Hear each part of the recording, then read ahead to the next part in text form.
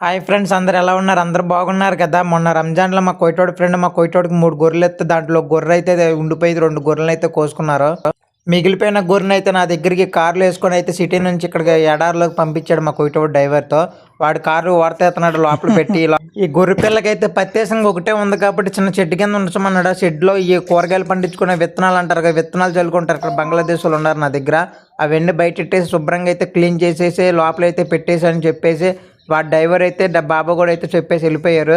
అప్పుడే లోపల పెట్టడం ఎందుకు, దీనికి బయట బారు తాడు కట్టేసి అయితే బయటకు వదిలేని గడ్డి అయితే తింటుంది. మా దగ్గర పాములు మంటరకప్పలు ఎక్కువ అయితే మగపిల్లి ఆడపిల్లి 2 ఉన్నాయి. ఏ పాము వచ్చినా సరే ఇది మొత్తం వెళ్ళి చంపేద్ది ఆ పాముల్ని. అలాంటి దానికి ఇప్పుడు ఆడపిల్లకి 6 పిల్లలు పుట్టినాయి. ఇంక ఈ ఆడపిల్లలు పెద్ద అయినాయి అంటే మాకు ఇంక చుట్టుపక్కల పాములు ఎలకలు ఏముండవు ఇంకా మా మసరాలు.